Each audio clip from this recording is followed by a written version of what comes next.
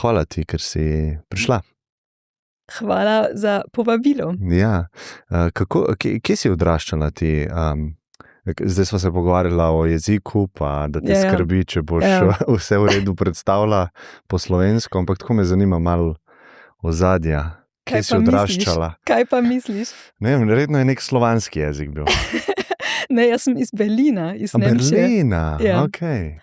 Aha. Torej, da sem se učila slovensko zelo pozno. Kdaj? Ja, kvazi od 2008 dalje. Ja, dobro ti gre, ful. Zdaj pa tukaj živiš? Ja. Aha. Že stalno od 2013 dalje. Aha. Torej, je že nekaj časa. 13 let? Ja. 2013 je že 13 let nazaj. Ja. To je zelo čudno, ne? Ja, seveda. Včasih ne verjamem, da imamo že 2026. Koliko časa nazaj pa so prve civilizacije, ne? Ja, in to je veliko nazaj in zato meni seveda 13 let tudi ni tako veliko. A misliš, da so bile kakšne, verjetno niso to bile res prve civilizacije, ampak to so prve, ki jih mi nekako poznamo, da so neki ostanki ostali, a ne? Od te prve civilizacije v Mezopotamiji seveda lahko gremo zelo dolgo nazaj, ker če govorimo recimo o prva mesta v Mezopotamiji, to poznamo recimo iz 4. tisočletja pred našim štetjem, ampak to ni začetek. Torej lahko gremo nazaj v neolitiku, v 7. tisočletju pred našim štetjem in tam najdemo recimo prve velike naselje, so živeli skupaj že več 100 ali 1000 ljudi in to je pravi začetek. In če gremo že bolj nazaj v preteklosti, lahko najdemo recimo v Anatoliji arheološko najdišče Göbekli Tepe in to datira 12 000 let nazaj. In to lahko označujemo že kot neki del prve civilizacije in prve naselbine, statične. Ja, oziroma to je posebno arheološko najdišče. Lahko grem malo bolj v detajlu? Mogoče greva še prej. Veš, kaj me zanima? Jared Diamonda poznaš verjetno, ne? Bral sem zdaj je spet 13 let nazaj, 15 let nazaj njegovo to knjigo, za katero je dobil tudi Pulitzerjevo nagrado, Guns, Germs and Steel je naslov. In tam je bila zelo všeč ta njegova teorija, zakaj ta predel sveta sploh rodil te prve civilizacije, ne? Pa zakaj se je tam nekaj zgodilo, ne? To je tudi, na nek način zelo enostavno, ker recimo najdemo v današnji Anatoliji, pa tudi v severni Mezopotamiji, tam to je prvotni habitat posebne rastline in živali, ki so kasneje domesticirali. Torej, ki so, ki pravzaprav tam so bili in ljudje so začeli to izkoristiti. Pogoji so bili najboljši za civilizacijo. Točno. In to je sigurno en razlog. In seveda, če pogledamo v primerjavi recimo z Evropo in z Severno Evropo, ko sem prej rekla, Göbekli Tepe recimo datira v Anatoliji 12 000 let nazaj. V tem času pa v Evropi je bil že ledena doba. Torej, da niso bile podobne pogoje za življenje in za razvijanje. Kje je pa najstarejša struktura, ki jo poznamo? A je to Stonehenge? Ne. Stonehenge, to je pozno. V primerjavi je zelo pozno. Kot rečeno, najbolj poznana, najstarejša velika monumentalna struktura, to je pravzaprav Göbekli Tepe v Anatoliji. Ja. In kot rečeno, to datira na arheološkem obdobju, ki imenujemo predkeramični neolitik. kaj pomeni, da v nekaterih regijah so ljudje že uporabljali rastline in živali, ampak v glavnem so že vedno živeli kot lovci in nabiralci in niso uporabljali recimo keramične posode. In na tem območju pa so zgradili monumentalne krožne strukture. Mislim, seveda smo na intervju, ampak imam tudi knjiga in različne slike tu, recimo. To je, in imamo tudi v notranjosti. Zakaj pa so to postavili? Gobekli Tepe? In to so recimo zanimive vprašanje. Zakaj so to sploh uporabljali oziroma zgradili? Ker mi moramo pričakovati, da za tiste strukture so uporabljali veliko delovno silo. In tudi organizacija dela, neki ljudje so to morali načrtovati in tako dalje. In zato pričakujemo neko strukturirano družbo, že 10.000 pred našim štetjem. In vprašanje je točno to. To je Göbekli Tepe. In vprašanje je, zakaj so to storili, kaj je namen tega. In v glavnem pričakujejo raziskovalci, da gre za neke sakralne strukture oziroma za monumentalne zgradbe, ki so uporabljali kot skupnosti. In potem seveda je tudi zanimivo, imajo več 100 kamnite stele z reliefom. In tam so upodobljeni v glavnem divje živali. In to seveda pomeni, da ljudje so povedali z tem neke zgodbe. Torej, gre tudi za spominski kraj. In lahko to vidimo kot neki prvi del kulturnega spomina, kolektivnega spomina, kot to verjetno moramo to interpretirati. Kakšni pa so, koliko vemo mi o teh ljudeh ali pa o tej skupnosti? Kako so živeli, kdo so bili, iz kje so prišli mogoče celo? Če lahko v bistvu to, a pa Mezopotamijo na splošno, kdo so bili te ljudje, ki so v bistvu nek preskok naredili, da so rekli, mi pa lahko zdaj kompleksnejše medsebojne odnose verjetno uredimo, pa specializacijo mogoče malo in začnejo ustvarjati tudi bolj stvari, ki so ostale do zdaj.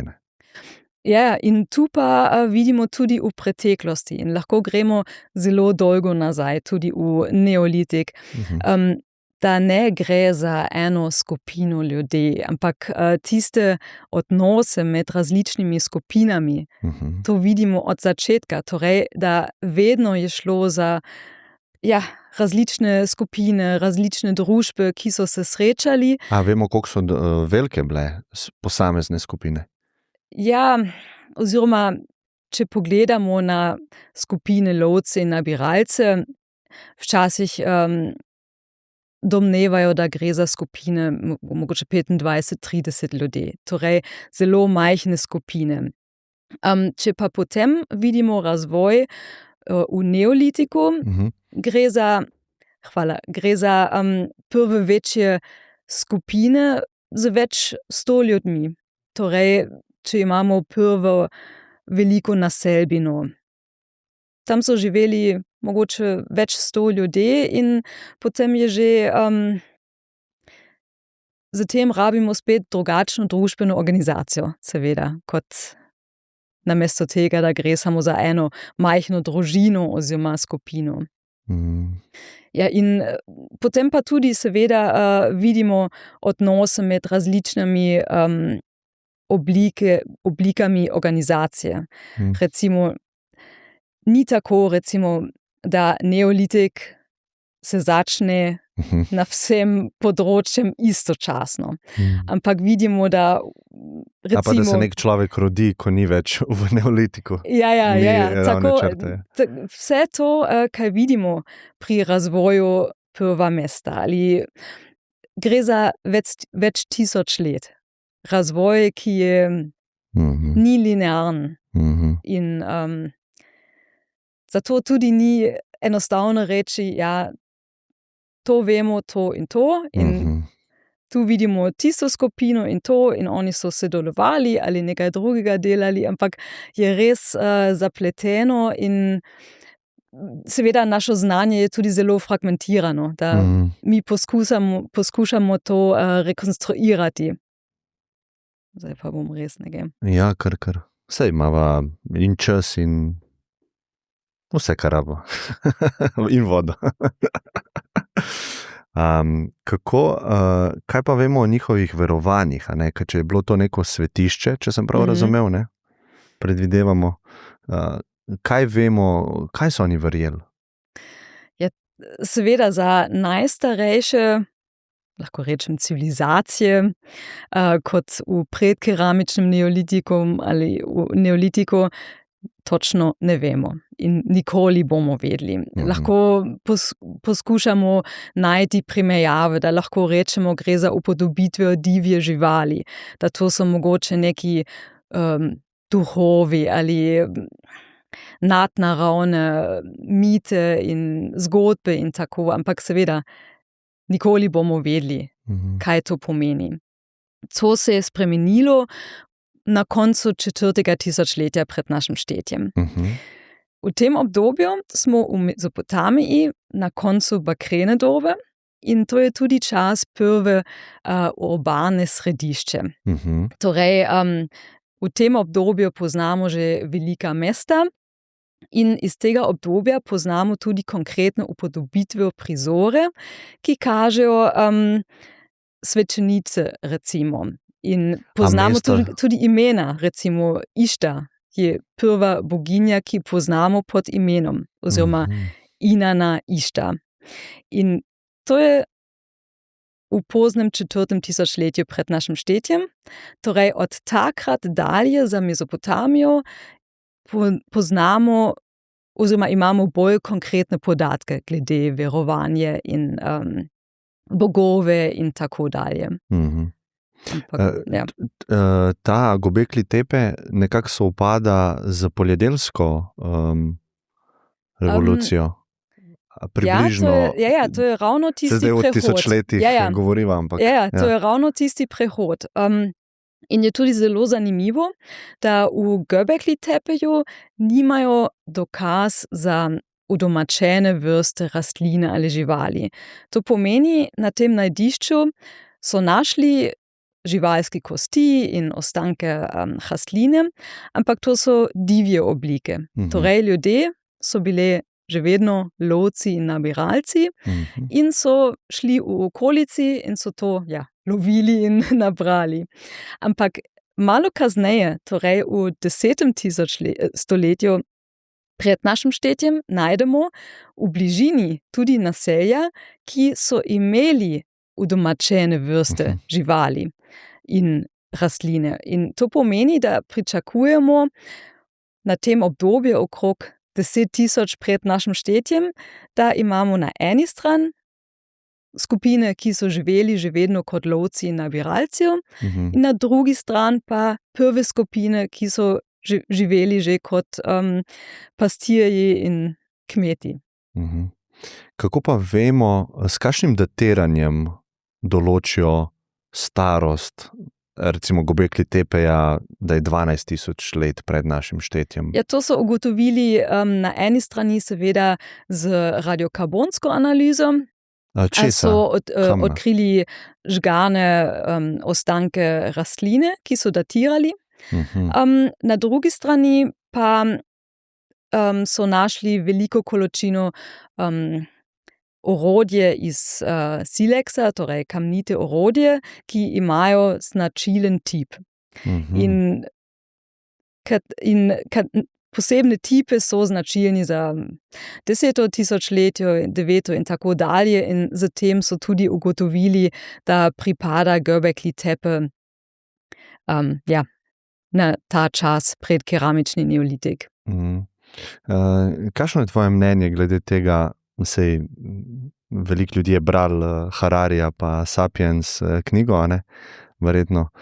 pa on ima not neko tezo, ne, da smo mi šli v poljedelstvo ali pa da smo postali stacionirani, da v bistvu je bil nek ne pozitivna stvar, ampak neka past, iz katere nismo več mogli ven ujiti, ne, ker nas je bilo preveč in vedno več otrok in treba je to pol nahraniti in kot lovci in nabiralec malo težje to narediš, ne.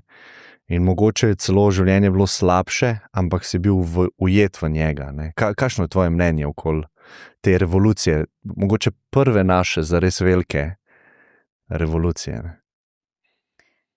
Ja, če ne bi imeli ta neolitska revolucija in prve večje naselje in kmetijstvo in tako dalje, danes verjetno ne bi sedli tukaj. Zato bi rekla, da je razvoj, ki je imel svojo, na eni strani nekaj slabega, na drugi strani nekaj pozitivnega. Ko si tudi rekel, da seveda z neolitskim način življenja so imeli bolj stabilno skrbo z hrano, potem seveda populacija je rastla in potem vidimo prva velika naselbina in tako dalje. Ampak zatem seveda pride tudi do druge probleme, kako živijo več 100 ljudi skupaj, kako se obravnavajo z bolezni, ki se širi bolj hitro na nekem večjem prostoru, ki je 100 ljudi živel tukaj in tako dalje. Ampak mislim, razvoj je šlo preko več tisoč let in za nekatere skupine vidimo, da so se s tem izogibali za več čas, ampak na koncu verjetno so videli prednost, da imamo več pozitivnega od tega kot negativnega. Ja, jaz se strinjam, ja. Vsaka stvar ima dve plati, a ne? Ja. Pred časom sem padel res v neko tako zanimanje za Sumerce. A mi lahko poveš, kje jih časovno lahko umestiva, pa kdo so to bili, pa kaj vemo o njih, a ne? Če ti je v redu ta, ne vem, ali bi mogla kaj prej, mogoče, pred tem? Ne, ampak tudi pri Sumercih je, seveda, ti rečeš, da imaš zanimanje za to in da si nekaj nabral. Ja. Okay.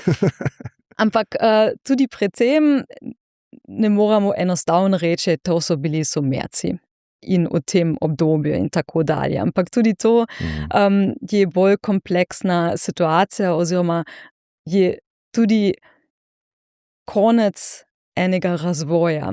Torej, Sumerci najdemo kvazi od začetek 3. tisočletja pred našim štetjem do konca 3. tisočletja pred našim štetjem. Ampak niso bili tisti Sumerci kot ena etična skupina, ampak v tem času zgodnje bronaste dobe, torej v 3. tisočletju pred našim štetjem, najdemo v južni Mezopotamiji tako imenovane mestne državice. In to sigurno niso bili vsi enake etične skupine, ki so tam živeli, ampak gre za neka vrsta politična organizacija. Torej, gre za koncentracijo v velikih mestih in vsako mesto je imelo svoj glavni bog, recimo, to poznamo iz pisne vire, so imeli svoji vladarji, ki so bili zelo verjetno istočasno vladar in tudi najvišji duhovnik.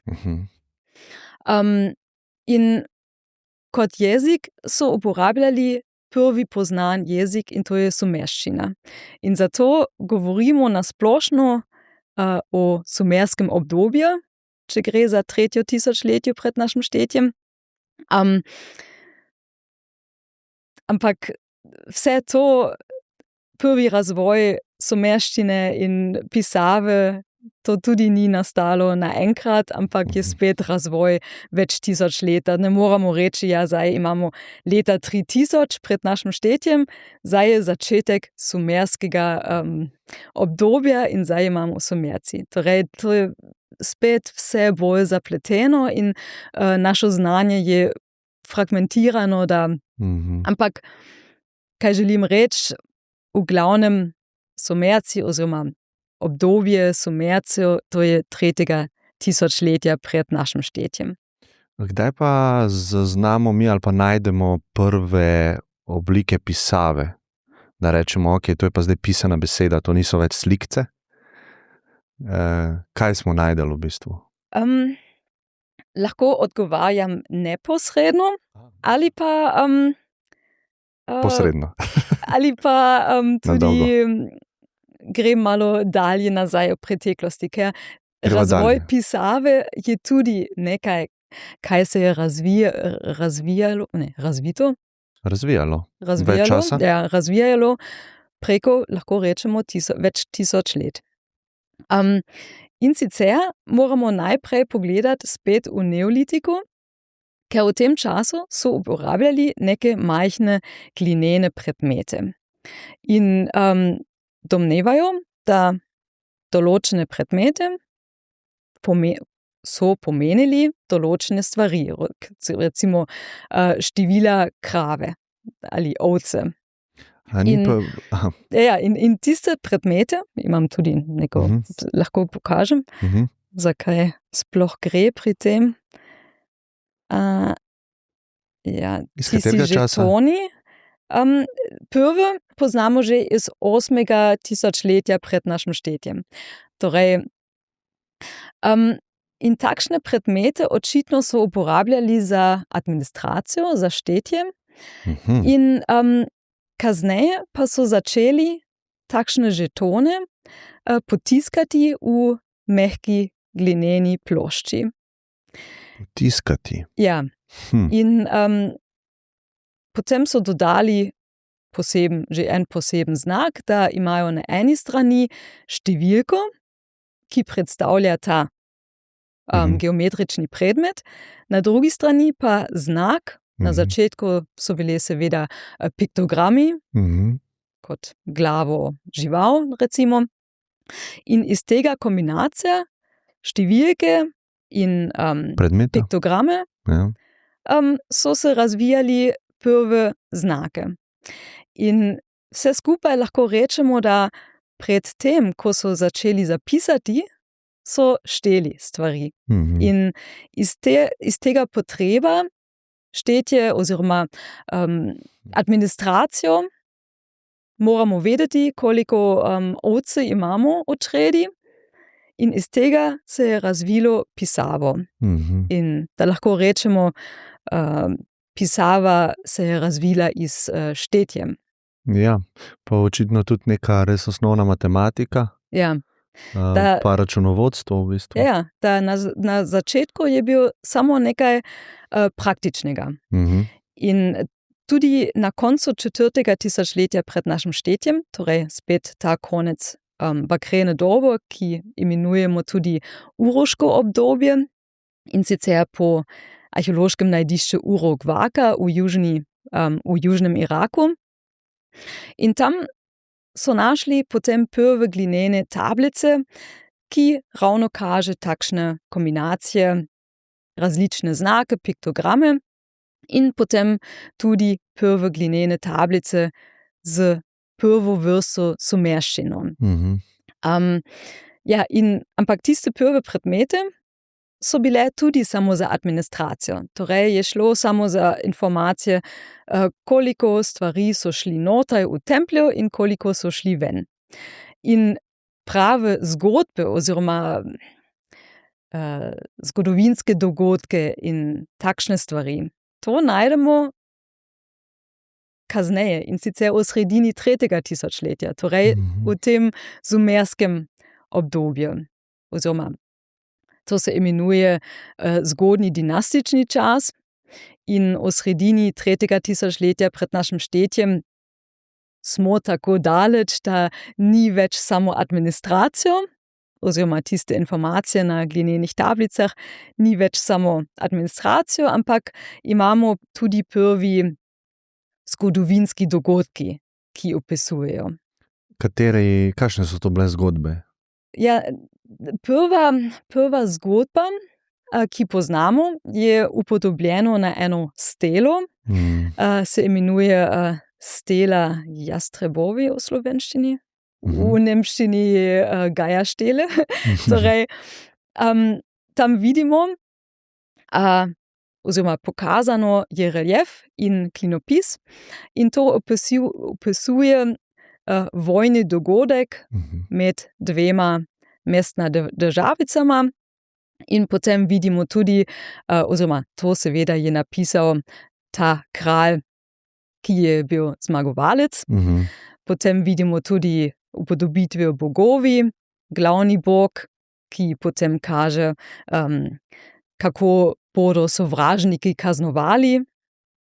In to je prvi zgodovinski dogodek, ki poznamo. Kaj je zapisan. Ja.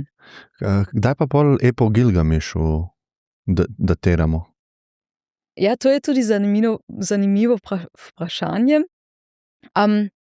Seveda obstajajo različne verzije epa o Gilgamešu.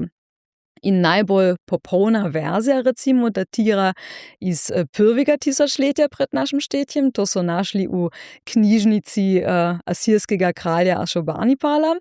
Kdaj si rekla?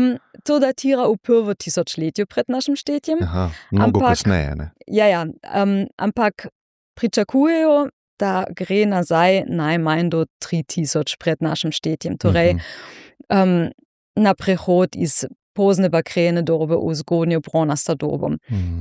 Ker zanimivo je, da imamo na začetku 3. tisočletja tako imenovan seznam sumerskih kraljev in tam je imenovan tudi kralj Uruka z imenom Gilgameš.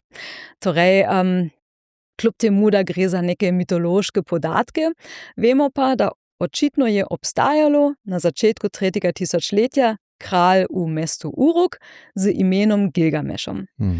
In nekateri raziskovalci seveda povezujejo tisti, mogoče mitološki kralj z tem junakom Gilgameš v epu Gilgamešu.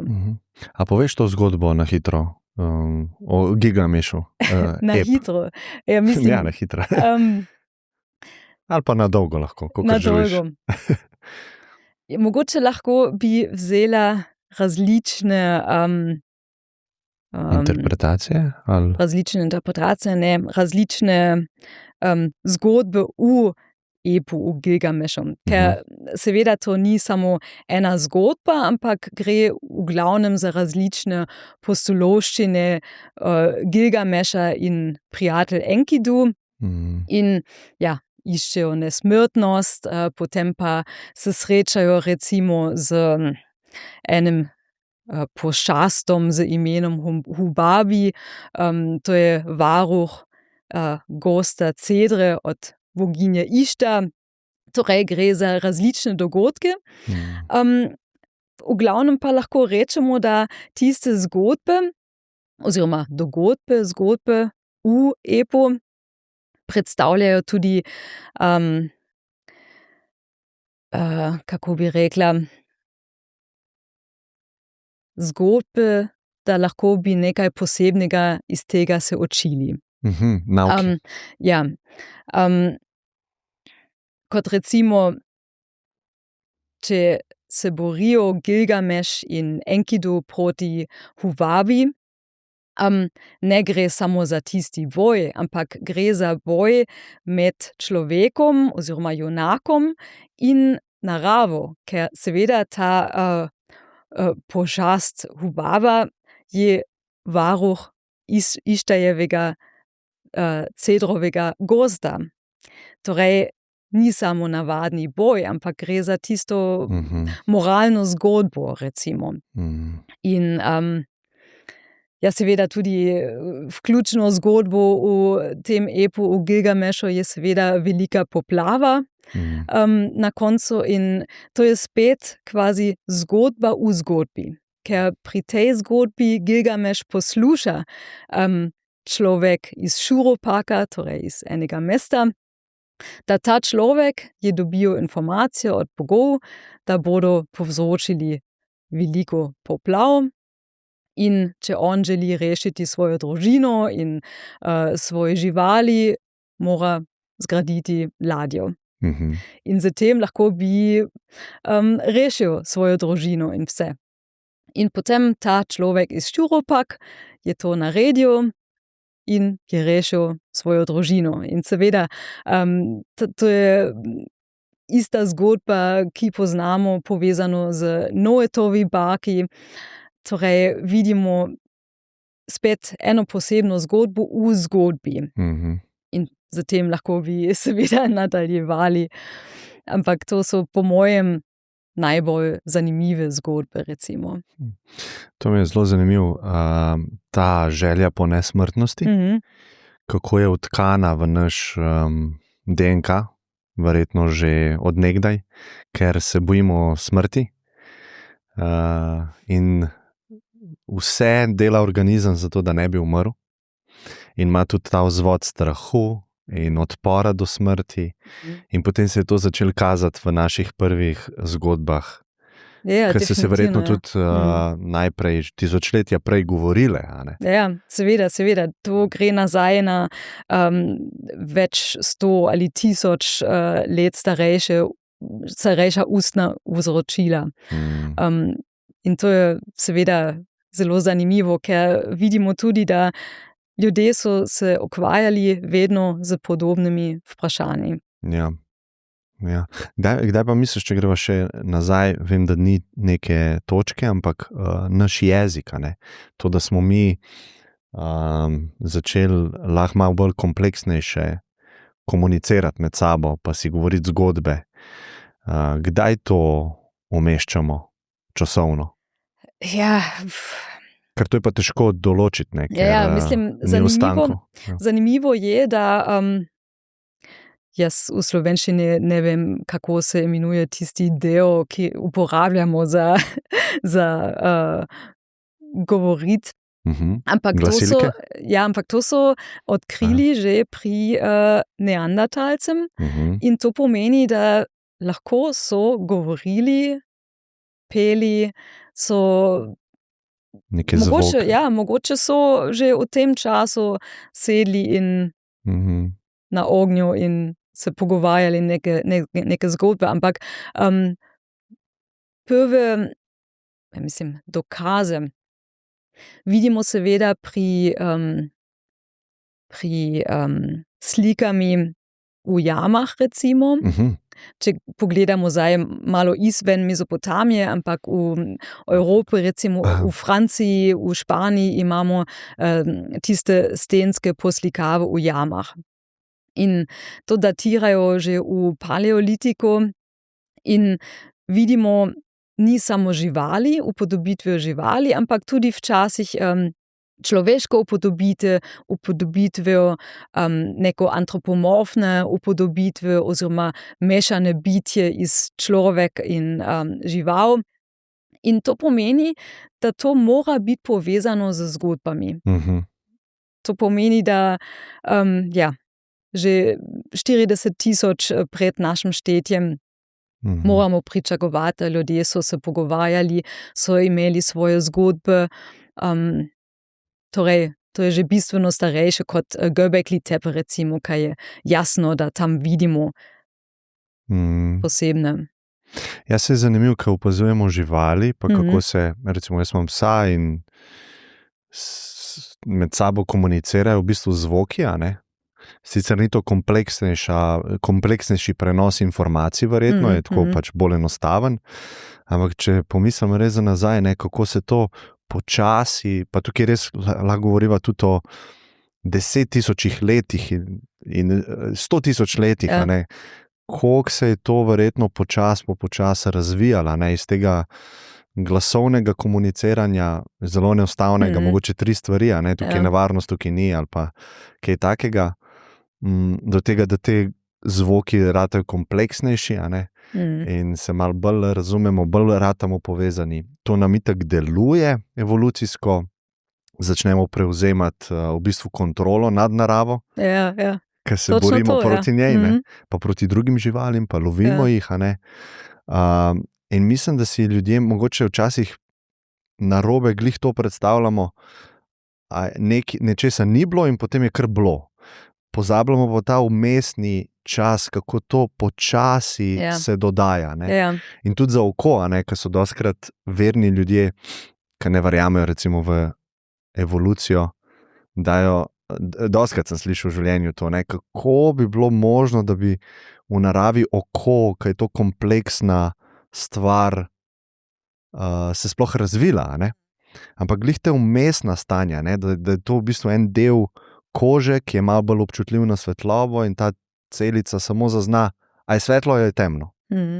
In potem s časoma je to koristno za preživetje in se vdolbina da lahko vidim, iz katere strani je svetloba, iz katere ne. In je to tako zelo vse počasno.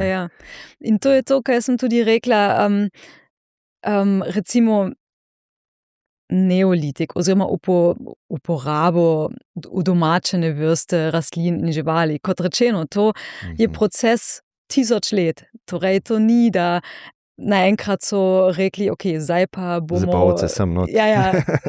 To je šlo zelo počasi in nekateri rečejo recimo, da prve udomačene rastline, recimo, da to je proces, ki se je dogajalo malo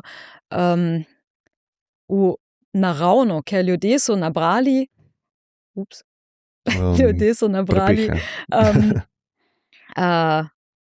divje rastline, divje žitarice.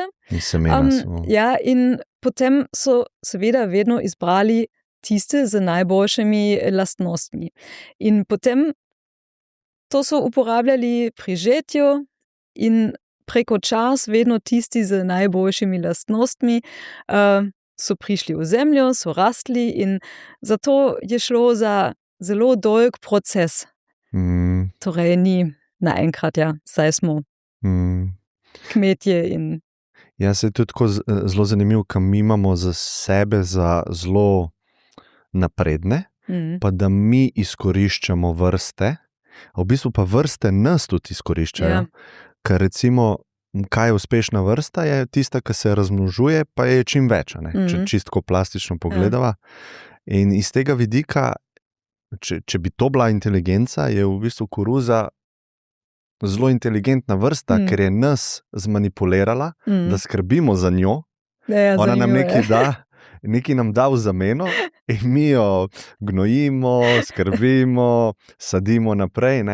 In kdo je zdaj tukaj inteligenten? Tako iz vidika vrste bi rekel, oni so kar nas zmanipulirala. Na nek način, Ali pa pes, To pa pomeni, da gre vse skupaj. Torej, da ni samo mi imamo korist od tega, ampak vsi skupaj.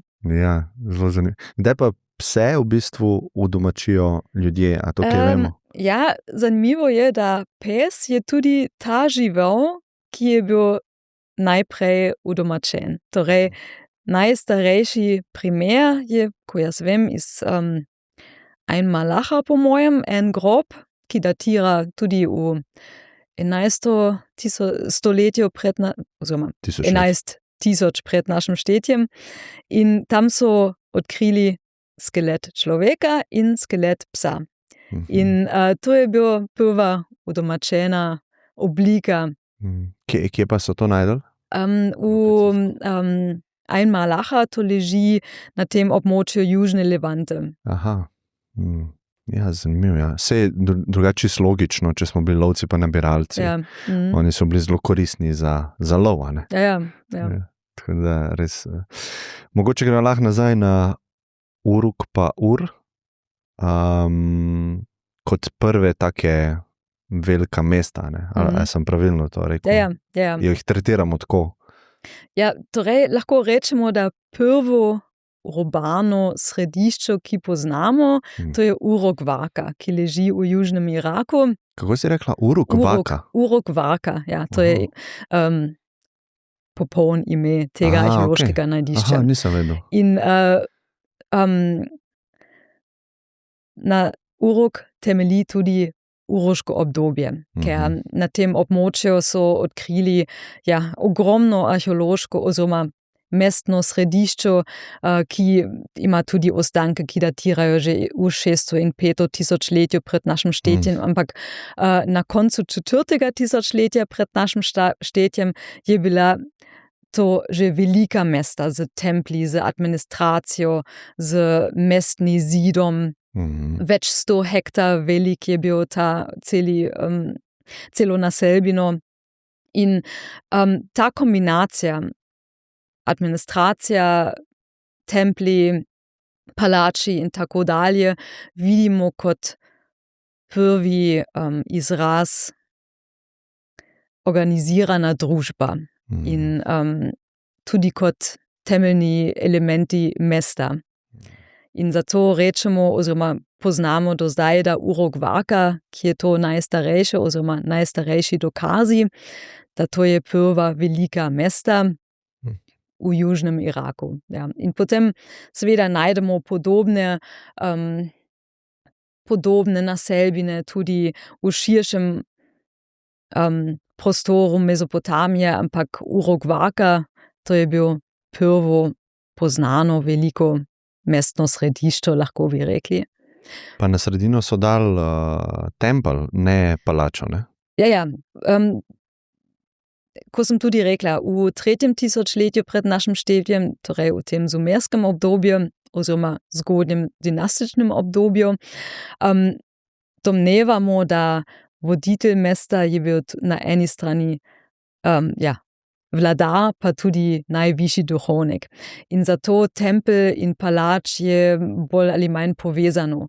In za 4. tisočletje pred našim štetjem seveda že nimamo konkretne opise iz pisne vire, da pa kljub temu domnevamo, da je podoben sistem.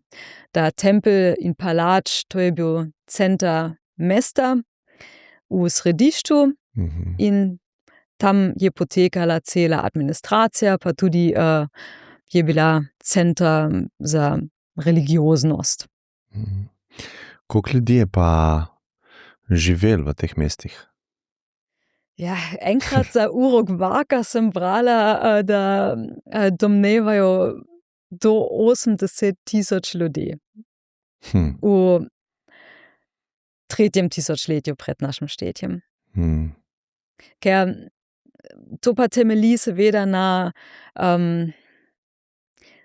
velikost tega cela naselbina. In je res 500 hektarjev, po mojem, če prav spomnim.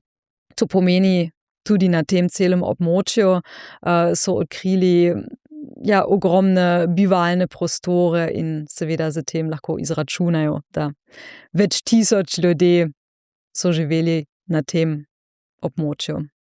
Uruk je bilo prvo mesto, potem pa Ur, ali kakšna je povezava teh dveh tudi časovno? Ur je tudi pomembno zgodnjo mesto, ampak je malo kasneje in tudi ni bil tako velik kot Uruk, recimo.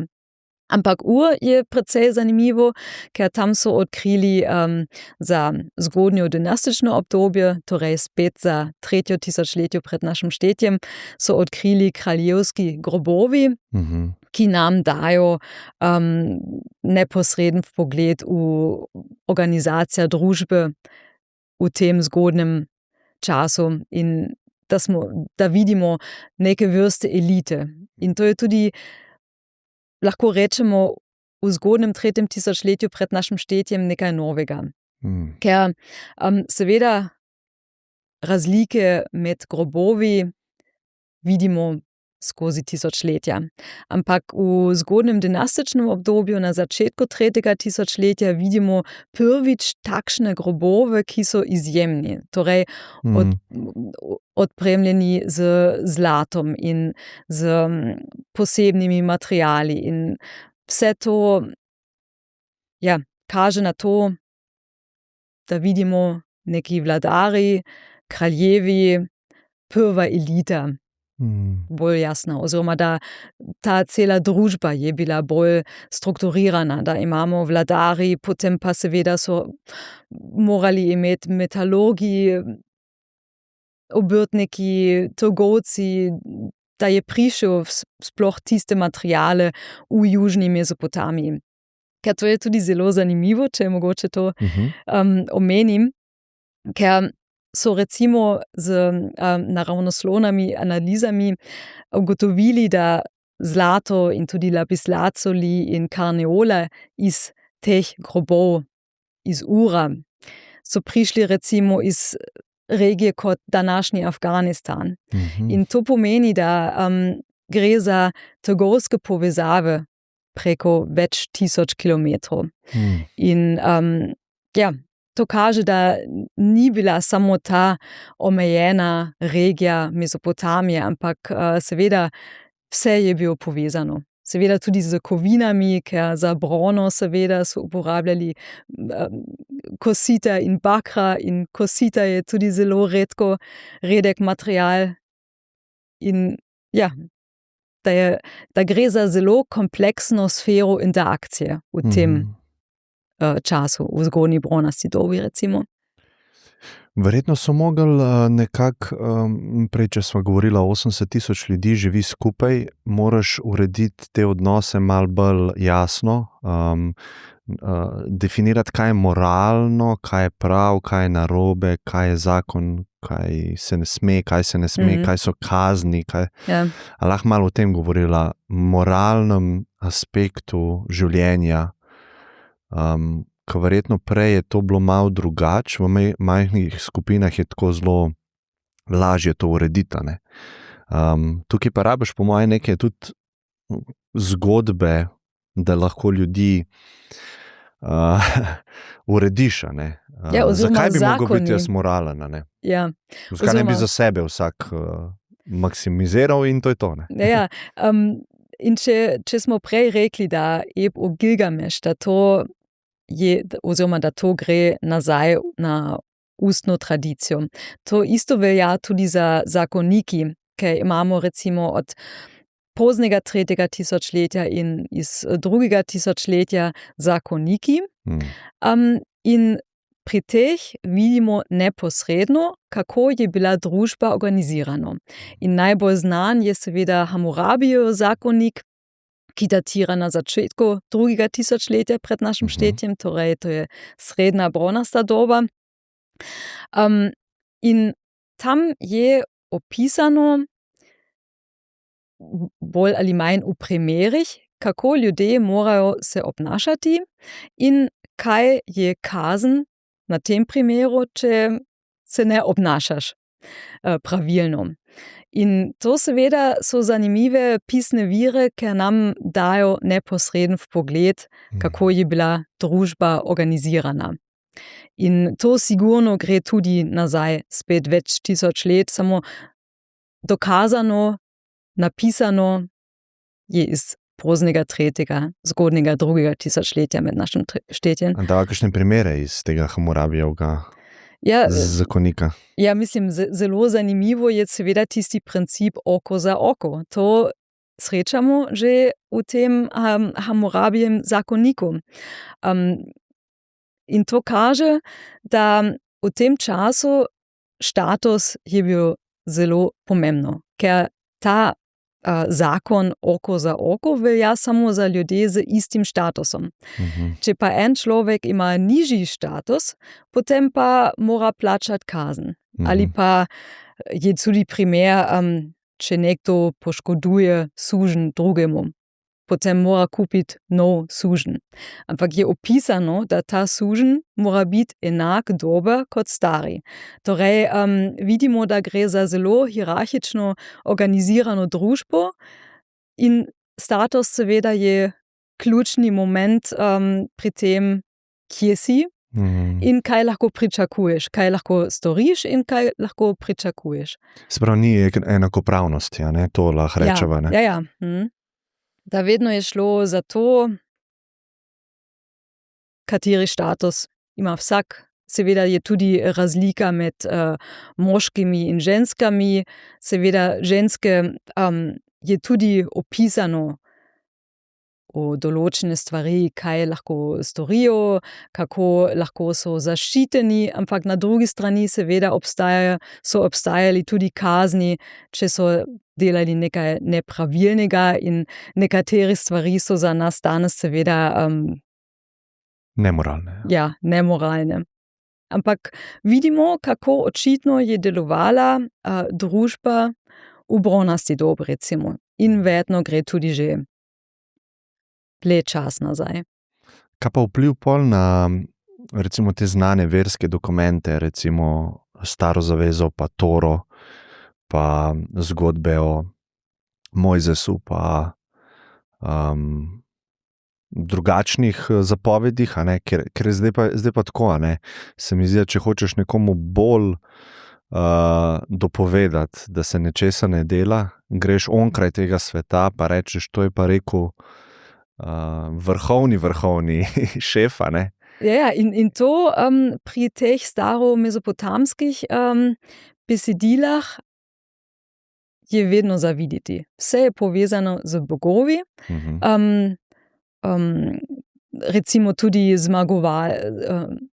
če kralj je bilo zmagovalec pri boju. Potem to je bil podan od vrhovnega bogova. Oziroma, če si izgubil, je tudi kazen od bogov, da vse je bilo povezano in različne zgodbe, ko smo že prej videli z veliko poplavo, to najdemo tudi v kasnejših drugih besedil.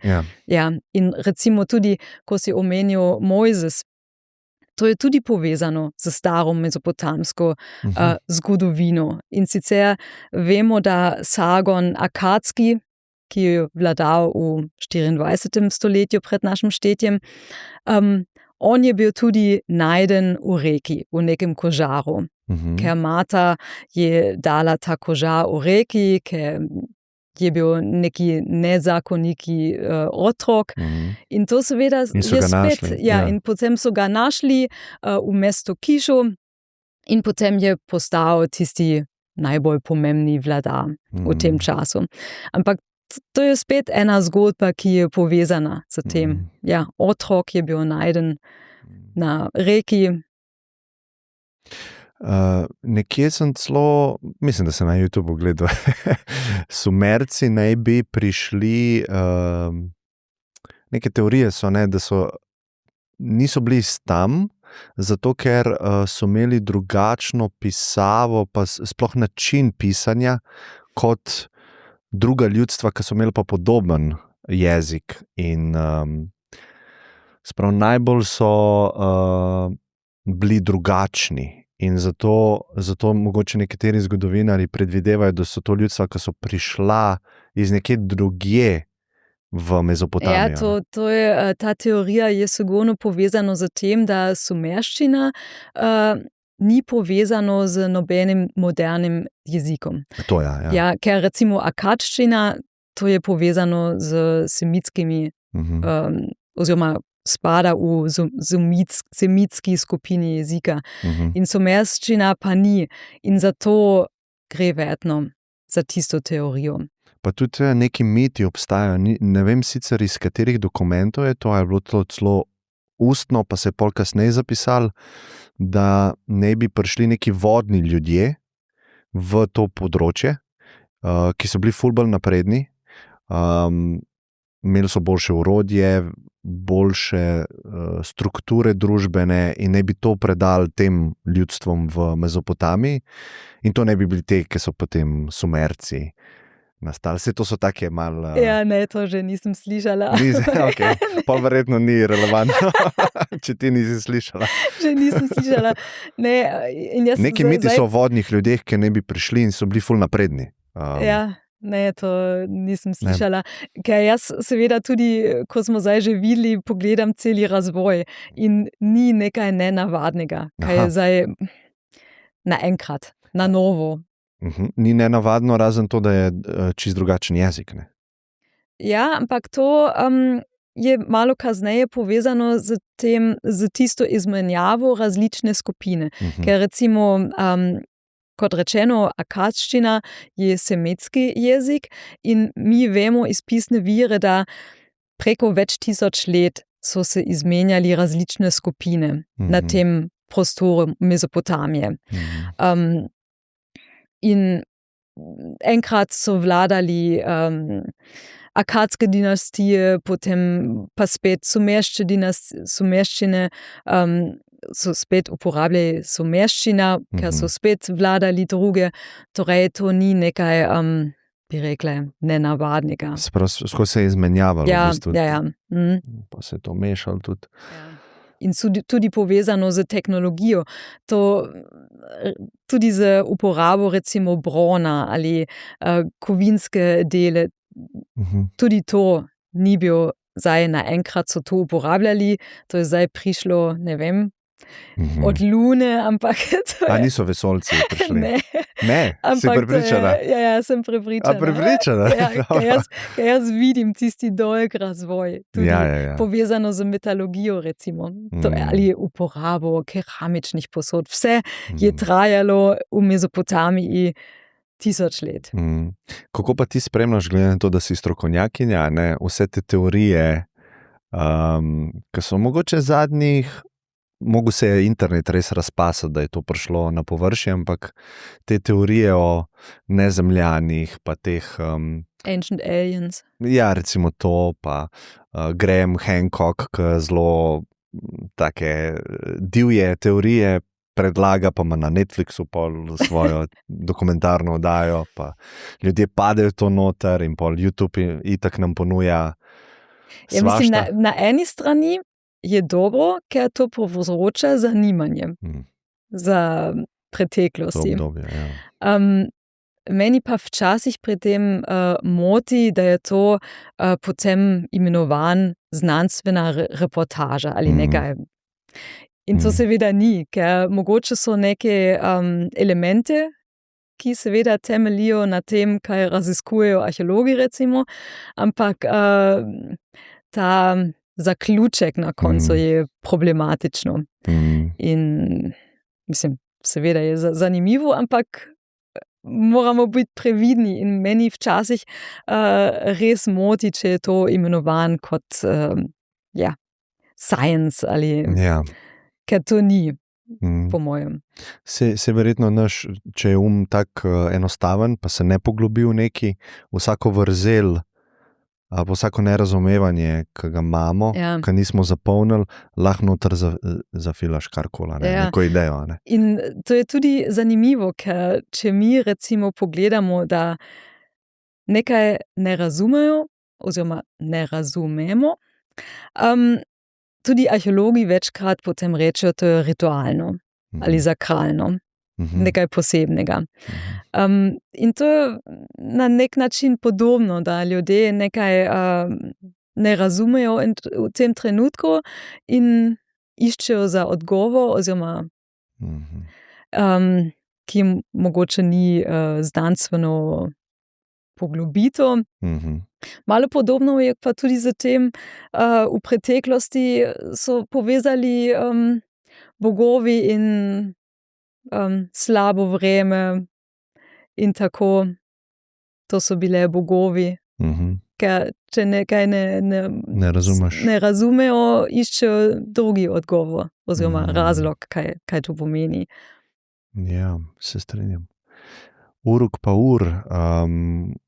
kaj vemo o tem, kaj se je zgodilo, da je to propadlo, nehalo delovati, ta cela v bistvu mogočna prva taka civilizacija, koherentna, je kar nehala obstajati? Jaz bi rekla, da tudi to ne vidimo, da je bil neki nenaden konec od enega obdobja do drugega. To je vse en ampak razvoj. Zdaj ni več mesta tam. Ne, zdaj ni več. Ampak to je pa tudi zanimivo, ker na nekaterih arheoloških najdišč imamo že danes mesta, recimo. Torej, v enem primeru je tako, da danes je samo puščava, v drugem primeru pa drugače. Recimo, če ostanemo v Mezopotamiji, mestu Mosul recimo, tam imamo tudi pomembne palače iz asirskega obdobja, recimo.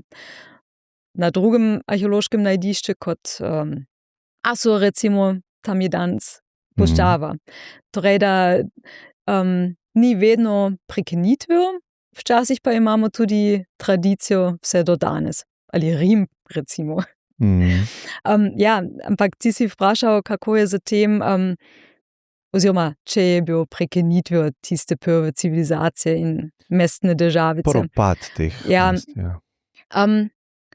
Lahko rečem, da je tudi v bronasti in železni dobi vedno razvoj. Vidimo, da ena dinastija, eno kraljestvo je cvetelo in potem pripade. In potem pa pride drugo skupino oziroma drugo območje na oblast.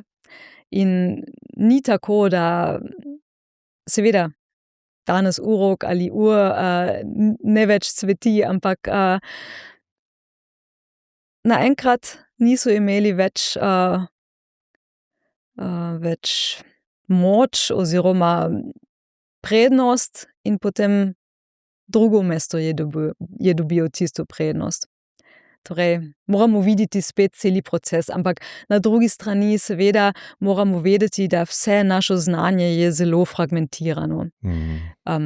Če gremo nazaj v preteklosti več tisoč let, seveda včasih v knjigah predstavljajo tako, da vse je jasno. Mi poznamo Sumerci in Akadci in vse to, Babilonci, ampak to je tudi vstavljeno iz veliko različne podatke in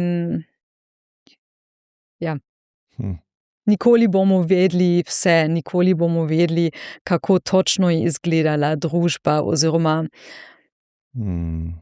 tiste zgodbe, ki so vedno seveda tudi pisali zmagovalci, recimo. Ja. Da je vedno vse fragmentirano. Ja, to je zelo res, ker danes to več ne obstaja, da imajo samo elite možnost zapisati zgodovino. V bistvu vsi mi smo ustvarjalci zapisov, ki bojo preživeli. Takrat pa večina ljudi verjetno ni znala niti brati, niti pisati.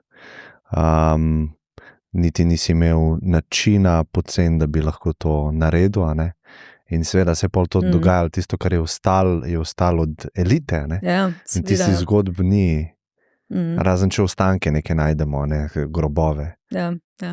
Ali pa recimo obstaja enega arheološkega najdišča v Siriji iz sredine 2. tisočletja pred našim štetjem, Tel Munbakva. In tam recimo so odkrili tudi v hišah, v navadnih hišah besedila. In predvsem dobimo vpogled v vsakdanjem življenju, ker gre tudi spet za neke račune in administracijo in pisma in tudi poznamo imena ljudstva, ki so tam živeli v tem času na tem mestu. Ampak to je zelo redko, da res dobimo neposredne informacije, recimo iz 2. tisočletja pred našim štetjem. Torej, da lahko poznamo naselbino iz bronaste dobe in vemo za 900 ljudi ime. To je res redko. Zelo redko, ja. Koliko časa mislimo, da je recimo mesto Uruk obstajalo ali pa cvetelo? Ja, mislim, Uruk, najstarejše ostanke so iz poznega 6. in 5. tisočletja pred našim štetjem. V tem času smo že v bakreni dobi. Potem pa Uruk, ja, imamo tudi do 1. tisočletja ostanke oziroma arheološke najdbe. Torej, Uruk je eno mesto, ki je živel za več tisoč let. In v Mezopotamiji imaš več primerov nekaj takega. Ali pa tudi v Anatoliji, recimo Troja, Hisarlik-Tepe. To je tudi arheološko najdišče, ki je živel več tisoč let. Vse do helenističnega obdobja in tam. Potem so jim pa konja dal noter, pa je bilo konc. Ne, se heca. Ja, zanimivo tisočletje. Ne, to je res, težko si je predstavljati. Ne. Res je težko predstavljati, ker koliko mi drugače zdaj živimo, če gremo 2000 let nazaj, mislim, to je tako obdobje, ne, da pa eno mesto živi toliko časa. Mogoče primera nimamo. Ne. Ja, zdaj tudi nekaj spomnim povezano z urokom. Zanimivo je tudi, da če danes pogledamo v južnem Iraku, urok leži bolj v puščavnem območju. Ampak tu moramo tudi upoštevati, da okolje se je spremenilo. Da v tem 4. tisočletju pred našim štetjem ta obala Perzijskega zaliva je bil bistveno bližje. Torej, ta mesto je bil bolj povezano z takratnim svetom. Danes, ja, kot rečeno, leži bolj v puščavnem območju. Kaj izsušilo se je v bistvu ta predel? Ker ta obala Perzijskega zaliva se je premikala. In to danes je več kot 250 km bolj proti jugu. In to pomeni, da danes imamo veliko mesto kot Urok in Ur, ki ležijo daleč, več 100 km daleč od obale Perzijskega zaliva. Ampak v tem času je bil blizu obale in seveda z tem povezano z trgovanjem preko morja in tako. Verjetno je to tudi bil eden izmed razlogov za propadanje, ne? Če se je spreminjalo nekako. Pomen so izgubili. Ja. Efrat pa Tigris, ne? To sta taki ključni dami ali pa komponenti, ne, za naše prve civilizacije. Ne. In seveda povezano z tem tudi, da seveda najprej v tem tako imenovanem rodovitnem polmesecu najdemo najstarejše naselbine, torej kot v Anatoliji. Potem pa, ko so ljudje začeli izkoristiti reke, da so zgradili umetne kanale za umetno namakanje, potem so tudi uporabljali tisti južni prostor Eufrata in Tigrisa. Torej, spet gre za razvoj, da najstarejše naselbine najdemo v severni Mezopotamiji in potem v 6.-5. tisočletju pred našim štetjem v bakreni dobi so začeli uporabljati umetno namakanje in zatem so lahko tudi poselili območje izven tega rodovitnega polmeseca. Torej, ampak spet to je razvoj, ki se ni zgodil naenkrat, ampak postopoma. Ja. Kaj pa položaj žensk čez to zgodovino, ki so jo itak so se premikala recimo 10.000 let pred našim štetjem, pa zdaj sva recimo na 2000, nazadnje šla 3000, 2000, ne. Položaj žensk v teh družbah, kakšen je bil? Seveda, do tega trenutka, da nimamo prave opise, kot recimo v Hamurabiji zakonik, imamo spet samo fragmentirano sliko, da ne točno vemo, kako je bil družbeni status. Lahko to rekonstruiramo oziroma domnevamo, če najdemo recimo grobove žensk, ki so bogato z nakitom, v primerjavi z drugimi, ki nimajo. Potem lahko to interpretiramo, da tisto osebo, tisto žensko je imela mogoče poseben položaj, je bila mogoče bolj pomembna, bolj bogata. Ampak to so seveda interpretacije. Točno poznamo, dober dan. Ja, ni prej pozdravil, kaj so ne, prej ni. To je pa zen. Ja, da kaj sem hotela reči, ja, da do prve pisne vire, ki opisujejo položaj oziroma družbeni status oziroma omenjajo recimo tudi boginje, kot Inanna, Išta, vse predtem je interpretacija in seveda oziroma zanimivo je recimo Çatalhöyük, ker to je večkrat povezano z domnevo, da tam v neolitiku je obstajalo matriarhat. Mogoče si to tudi slišal ali bral. To je ena teza, ki temelji tudi na najdbi ženske upodobitve, figurice. Imamo tudi v knjigi. In v 60. in 70. letih so na eni strani raziskovalec James Mallard, pa tudi Maria Gimbutas to interpretirali kot znak oziroma dokaz za matriarhalno družbo. Zakaj pa iz figuric bi to nekdo ker prevladujejo ženske figurice. No, ampak lahko sam častim to, ali pa mi je to zelo pomembno, recimo. Ali so take figurice, da res to nakazujejo, da je nekdo bil. Ne, to so neke figurice, ki povezujejo tudi z plodnostjo, ker gre za gole ženske upodobitve, kje pa to zdaj imam. In to povezujejo z plodnostjo, z velike matere. Poglej, tu imaš recimo tiste figurice iz Chattahoochea. In takšne figurice upodobitve so privedli recimo Maria Gimbutas to tezo, da je šlo za matriarhalno družbo z pomembno boginjo velike matere. Kasneje pa so ugotovili, da obstajajo na istem arheološkem najdišču tudi ogromno moške upodobitve. Na stenske poslikave recimo kažejo tudi moške upodobitve.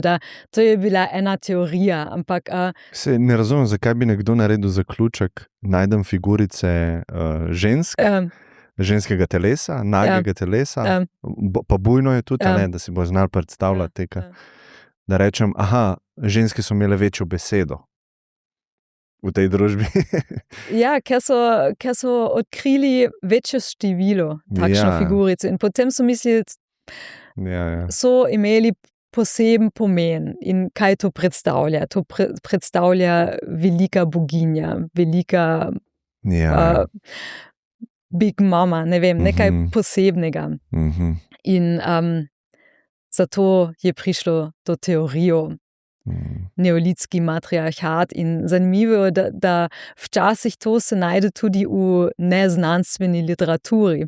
Jaz sem tudi že srečala neke knjige, ki gre za matriarhalno družbo v neolitiku in tako neke fiktivne zgodbe. Ampak to temelji tudi na arheološke najdbe oziroma raziskave. Kaj pa recimo v Babilonu vemo? To je malo kasneje, najverjetno.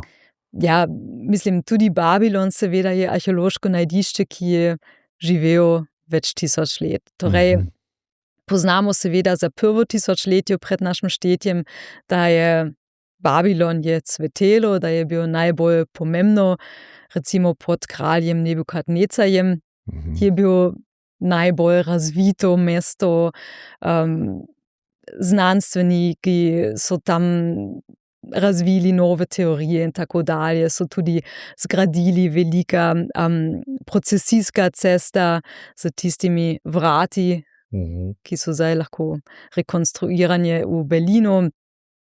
Ta zikorat z templjem za bog Mardok je tudi iz tega časa ampak to je kvazi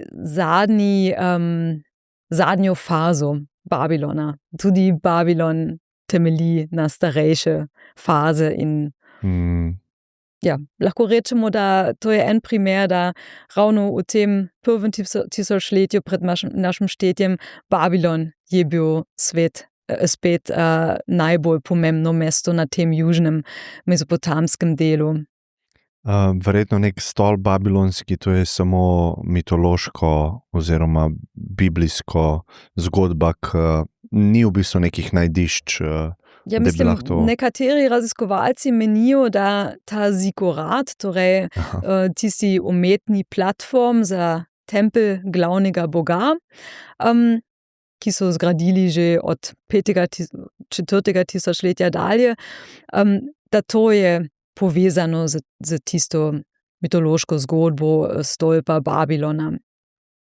Ker to gre za, pravzaprav velika monumentalna konstrukcija, moramo predstavljati najprej umetna platforma in potem že velik tempelj na vrhu in potem seveda to je stolp. Ja, ta recimo zgodba iz Biblije je meni tako zelo ena najbolj zanimivih, a ne? Glih o tem, a se mi razumemo med sabo, a ne? Ker govori o tem, da so si zadali ta velik projekt stolpa in zdaj bo oni to zgradili in to niso mogli narediti zato, ker so različne jezike govorili te ljudje. In to jaz tako zelo močno vidim, da smo mi sposobni velikih stvari, če se razumemo drug drugega na neki, mogoče celo metafizični ravni, da se poskušamo razumeti.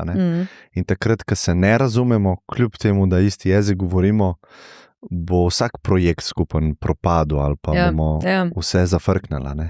Ja, in ravno spet lahko gremo nazaj na Göbekli Tepe, ker to je bil prvi kvazi dokazan velik projekt. Ja. Že 11.000 let. Mislim, nekje videl 9.000 let, ampak ja, ti si danes rekla 12.000. Ja, oziroma 12.000 od danes, torej 10.000 pred našim štetjem. Tako, ja. Če pogledamo od danes nazaj. Ja.